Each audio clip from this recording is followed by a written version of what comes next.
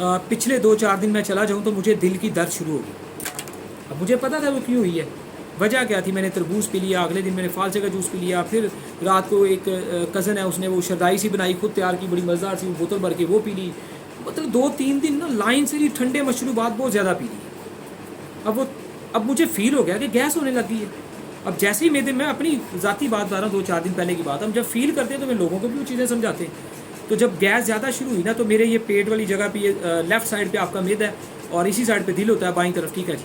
अब वो एक डकार जो आए ना, तो उससे ऐसा सुकून मिले कि जैसे डकार आता है तो दिल की दर्द भी कम हो जाती है, तो हल्की सी उधर चुभन जा रही थी। अब मैं वही जो पानी वाले लिक्विड हैं बेतुके रोज़ाना जनाब जी दिन रात वो पिए जाऊँगा, बहुत ज़्यादा पानी पीऊँ, ठंडी चीज़ें पीऊँ, ORS पीऊँ, गन्ने का जूस पीऊँ, शरबत संदल ऐसे, और साथ में खीरा मूली सब मिक्स, फल भी खाई जाऊँ, तो ये तबाही है। मैंने फौरी तौर पे वो सारे लिक्विड बंद किए, फौरी तौर पे। तो अगर खाया तो फिर मैंने मसल आज़मे के तौर पे, मिसाल तौर पे फल की शक्ल में उसे खाया, किसी चीज़ को खाया। बाकी 1-2 दिन का मैंने गैप दिया और मैंने मिर्च मसाले वाली स्पाइसी चीज़ें थोड़ा ज़्यादा खाई, सालन स्पाइसी खाया।